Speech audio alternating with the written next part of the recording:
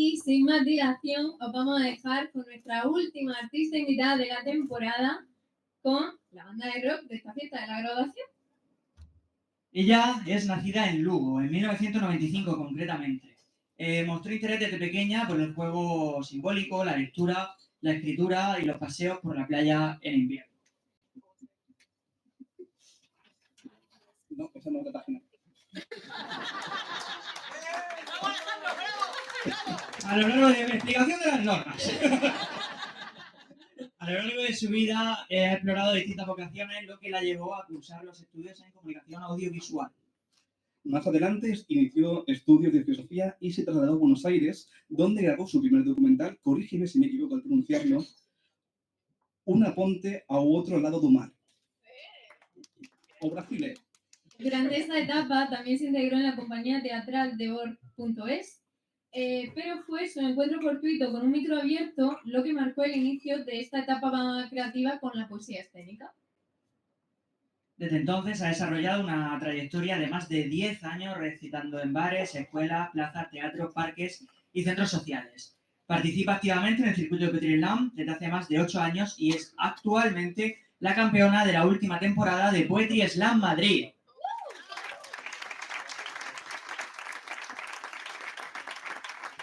Es desde allí, desde Madrid, desde donde ella ha cogido un tren esta mañana bien temprano para poder estar hoy aquí acompañándonos. Solo por recalcar un dato, ella se enfrentará a quien gane hoy. Solo para que veáis un poco de... Sin presiones, sin presiones. Voy a leer si no me equivoco. En el ámbito profesional, la podéis stalkear en su Instagram, que tiene cosas muy chulas. Se ha dedicado al sector cinematográfico, especializándose en la producción y supervisión de efectos visuales. Su carrera continúa guiada por la búsqueda de experiencias que resultan significativas y transformadoras. Una tía muy chula, básicamente. Como veis, una artista multidisciplinar. Un fuerte aplauso para Anita.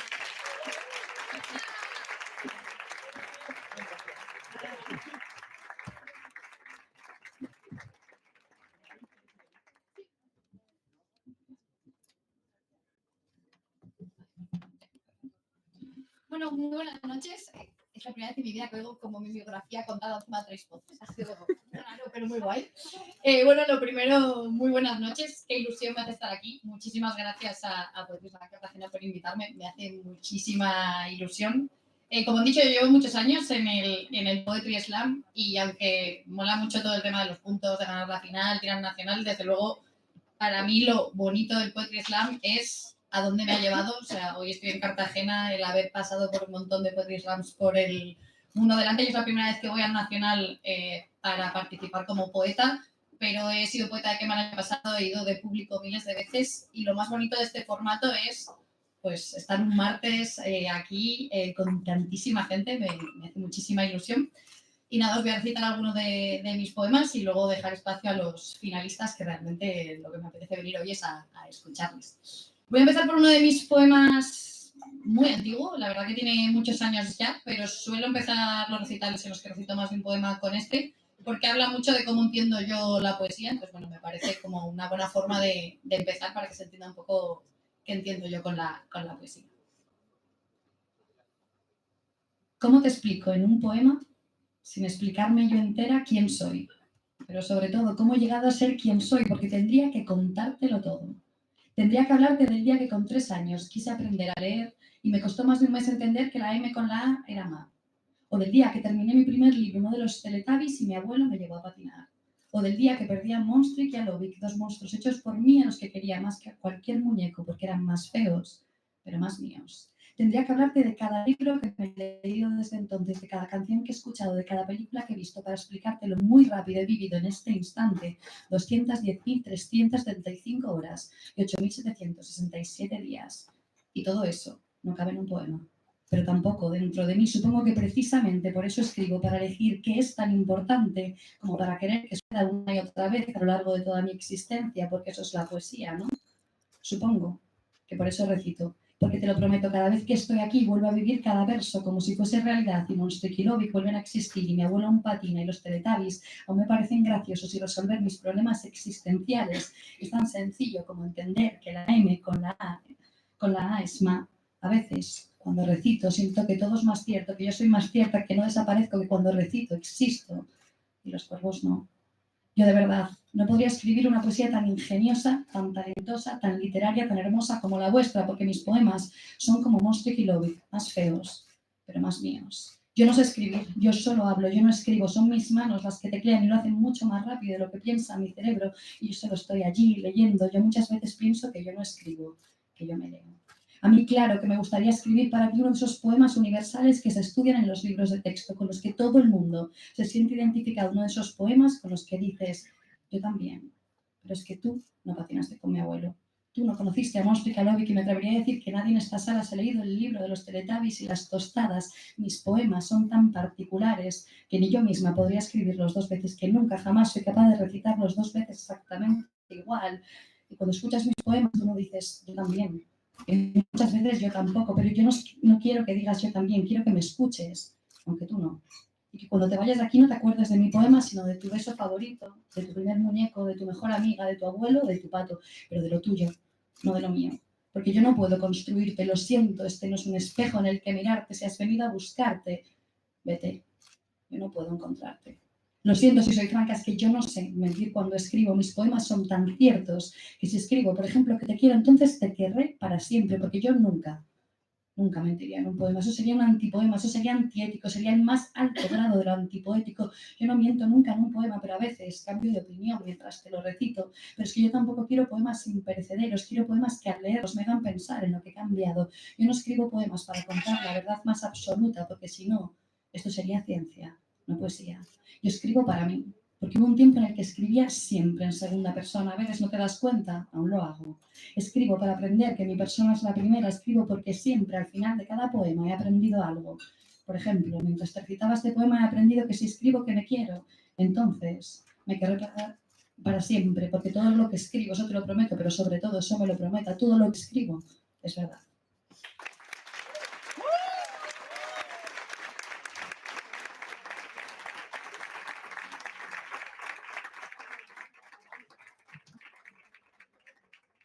El directo va de puta madre. Bueno, voy a citar otro poemita que también habla un poco de lo que es la poesía para mí. Además, este poema, bueno, pues justo ahora mismo hace 5 años y hace una semanita que habrá hecho 5 años.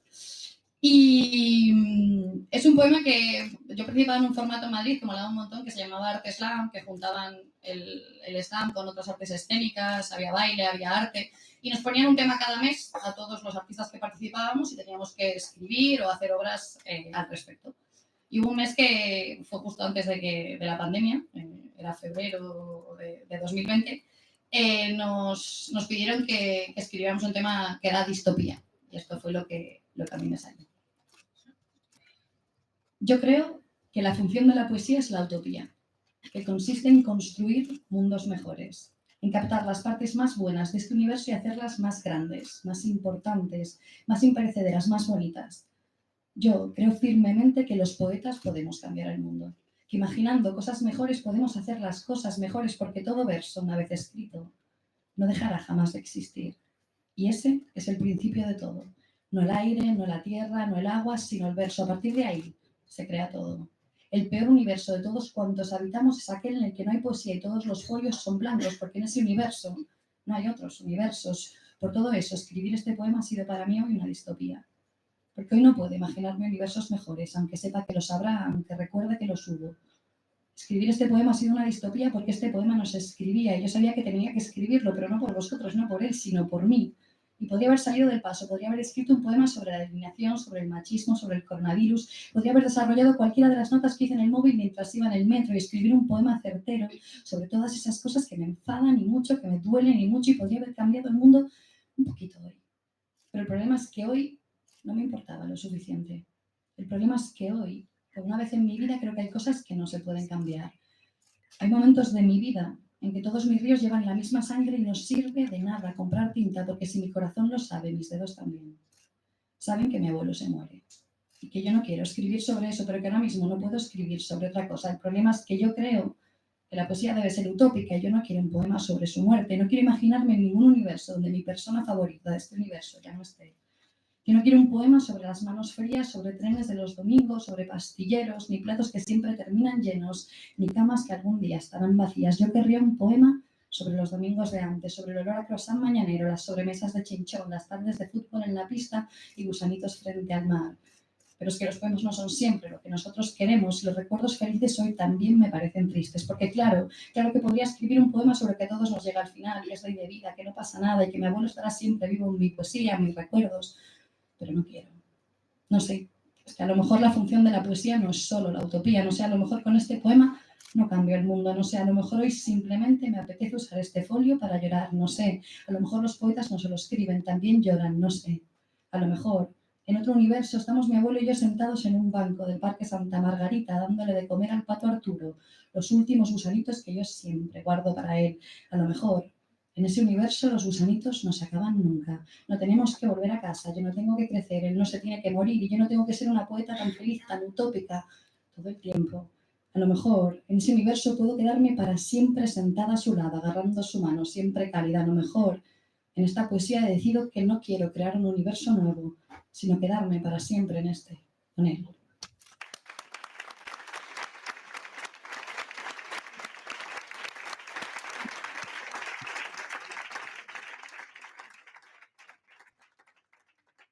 Voy poniendo un poquito más alegre para subir un poco la... Bueno, yo soy gallega, como decíamos antes, aunque ahora actualmente vivo en Madrid. Y esto implica que me paso la vida en transportes. Y concretamente actualmente me paso la vida en un alsa. Entonces, bueno, yo escribo todas las cosas que me pasan. Entonces escribí, por supuesto, un poema a alsa. ¿Qué dice? Pusieron el AVE a Galicia y todo empezó a ir más rápido. En 2 horas y cuarto estás en Galicia, me decían. Todo es mejor, me decían. Así que me compré un billete que me costó el doble que la semana anterior, pero me decían, merece la pena. Llegarás más rápido, mucho más rápido, pero es que yo, quizás, no quiero ir más rápido. Yo me voy a casa precisamente cuando necesito ir más lento, cuando quiero dejar de ir corriendo a todas partes, sin saber por qué tengo tanta prisa. Yo quiero 5 horas y media de tren. Necesito todas y cada una de ellas. Por eso ahora cojo buses que son más baratos, pero también van más lento y me dejan pensar, me dan tiempo a llegar a casa, a dejar Madrid atrás, poquito a poco, y a la Anita que habita esa ciudad. He aprendido a concebir cada viaje como un fin en sí mismo, el destino solo como un medio. He aprendido a disfrutarlo todo como un ritual pagano, preparar lo necesario horas antes. Botellín de agua, auriculares, biodramina, las caladitas justas, las regalices de la tienda de Moncloa, caminar despacio al darse las 7, sentarme en el suelo aunque haya sitio en los bancos, sacar un libro sabiendo que siempre va a salir antes el bus a León, aunque estaba programado para más tarde, reírme por dentro de la gente que se altera por llegar 15 minutos más tarde, porque que son 15 minutos frente a 8 horas. Porque que son 15 minutos en una vida, ¿qué más da si los puedes usar para leer y comer regalices? Porque ¿por qué la gente en Madrid siempre vive en una transición constante hacia el después? Si después del después siempre viene otro. A veces me sucede algo horrible, encuentro a alguien conocido. Lo siento casi una grosería, una invasión de mi intimidad. Es como cuando de pequeña me encontraba un amigo del cole en la playa en mis vacaciones de verano y me escondía detrás de mamá, así que si me ves en un alza solo dime hola. No intercambiaré más palabras en todo el viaje. Prefiero recargar la barrita de energía social que tengo siempre a cero, ir en silencio, oír solo el ruido del motor, el zumbido de unos auriculares cutres que dejan escapar los bajos de un reggaetón que parece siempre el mismo, los diálogos de una película navideña que han incluido en el catálogo ayer, la voz del conductor deseando buen viaje. Cojo tantos salsas que ya lo reconozco. El rápido, el amargado, el que hace paradas largas, el optimista, que siempre cree que vamos a llegar antes de tiempo. A ese le sonrío más y no le digo que no. Que un alsa nunca llega antes, pero que no importa. Que yo disfruto de saberme los itinerarios de memoria, de aprenderme las ventanillas como cuadros de mi pintor favorito, de haberme visto entero el catálogo de películas, incluidos los documentales sobre el océano, de saber a qué hora exacta vamos a parar en Villalpando, mi momento favorito, porque hay un bocata de lomo con queso por el que podría matar. Aunque el pan está chicloso, el lomo está seco, pero yo meto Pringles exactamente como me enseñó mamá, dentro, para que crujan. Pero poco a poco, bocado a bocado, para que no se deshagan dentro con el calor y me las como fuera, mirando cómo atardece, mirando cómo se pierde el último rayo de sol contra la carrocería vieja del bus 3. Y cómo me sabe el puto bocadillo de 4,50. Cuando me subo después de Villalpando yo ya no soy la misma, ya se me han olvidado los mails del trabajo, todo lo que dejé sin entregar, el ex de la media. Ahora solo pienso qué libro nuevo voy a robar de la estantería del salón. Si mamá va a hacer croquetas, ¿cuántas horas faltan para ver el mar? Mi relación con el alsa es sin duda una especie de síndrome de Estocolmo, un secuestro voluntario, porque yo en realidad odio estar quieta, odio los asientos viejos, el poco espacio, la temperatura nunca equilibrada, pero aún así vuelvo a él constantemente. Es la misma pasividad dulce que me envuelve cuando me hacen las uñas, cuando me decoloran el pelo. Voy comprando los vestigios del capitalismo que me permiten extrañamente huir del sistema como grietas que nadie detecta. Lo improductivo por obligación, el cuerpo inmóvil en medio del movimiento, la detención paradójica del mundo, cuanto más deprisa te mueves, atravesándolo como una hormiga en medio de un atasco. Ojalá Alsa lea este poema y me regalen muchos viajes gratis para seguir siendo una poeta que romantiza la precariedad, pero que al menos monetiza un poquito su idealismo, porque mañana el mundo seguirá girando. Yo tengo 10,63 euros en la cuenta y Villalpando estará muy lejos.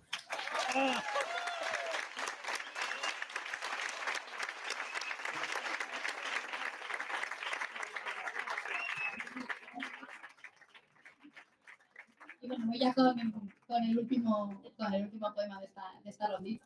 Este poema también lo escribí para este formato que se llamaba El Artesán, que además tenían como, no sé, siempre daban con los temas perfectos, en mis momentos perfectos, y me pidieron escribir sobre el desapego. Justo la semana que atravesaba mi primera ruptura y lo estaba dejando con mi pareja con la que llevaba 5 años. Y me salió esto.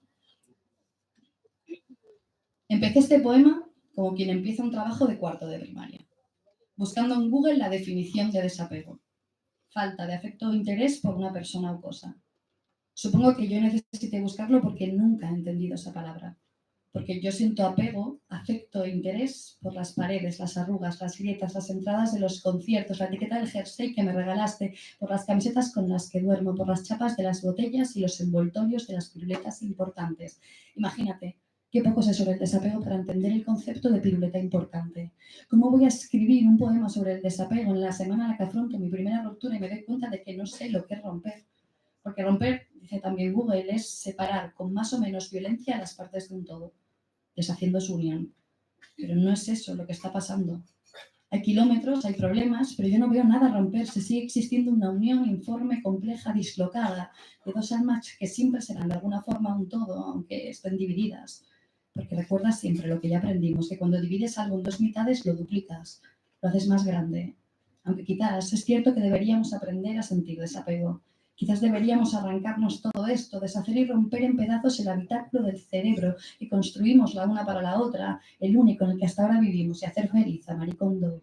Quizás deberíamos arrancar de esas paredes las entradas de los conciertos a los que fuimos, las servilletas de los bares donde nos empezamos a escribir versos que nunca terminamos, los post-it de las tardes y noches de biblioteca, los vasos de los festivales, las fotos recortadas con nuestras peores poses. Quizás debamos romper con mayor o menor violencia todo aquello que nos une. Quizás así sería mucho más fácil hacer todo esto. Construyamos un habitáculo en el cerebro donde nada huela a nosotros, donde todo sea nuevo, con muebles de Ikea impersonales e iguales a los de todos los pisos donde vive toda esa gente, que no serás tú. Dejemos en los marcos las fotos de los modelos que nunca conocimos y tiremos los versos que ya nunca recitaremos y empecemos de cero, porque así será más fácil, ¿no? Pero más fácil, no lo olvides, nunca es mejor. Entonces tú me dices, quizás no tengamos que sentir desapego, quizás la solución es que podamos ir juntas por caminos muy distintos. Yo te escucho, lo escribo, llueve aquí, añades, ahí también, me preguntas. No, aquí nunca llueve, te digo. Llovía la primera vez que te besé, ¿te acuerdas? Ese día, hace 5 años, yo lo sabía todo sobre el desapego y no lo tenía que buscar en Google. Jugábamos con los cuerpos hasta el amanecer y yo te decía, y lo decía en serio, esto no significa nada, son solo cuerpos rozándose, pero lo que yo no sabía y han tenido que pasar 5 años y una pandemia mundial para descubrirlos que la poesía, el amor y la vida están en los cuerpos. Tantos años pensando que la poesía estaba en los libros, en los folios, en las voces, para ahora descubrir que la poesía está en los cuerpos. Tantos años pensando que el amor era un asunto del alma y ahora solo pienso en perrear, en sudar, en abrazar, en bailar, en besar, en morder, en sentir otra vez la lluvia. Y cuando llueva de nuevo y yo pueda mojarme, solo entonces podré volver a escribir poesía. Podré saber si te quiero tanto como antes o simplemente distinto. ¿Ahí llueve? Me preguntas, todavía no. Respondo. Es que lo que Google no dice es que apego es romper y hablar durante 8 horas por teléfono de la lluvia, de los conciertos, de los versos rotos y que no me quieras colgar hasta que te cuente qué voy a hacer el lunes. Sí, yo también me pregunto a veces ¿para qué? ¿Para qué querer tanto si por cada milímetro que te quiero es 1 centímetro más de dolor? Pero a veces no es para qué, sino por qué la pregunta adecuada. Supongo que yo quiero tanto porque así es más bonito, aunque no sea más fácil. Porque así una parte de mí, mi recuerdo, estará siempre enamorado del tuyo. Y eso nadie lo podrá romper. Y eso no es más fácil, pero yo creo firmemente que es mejor.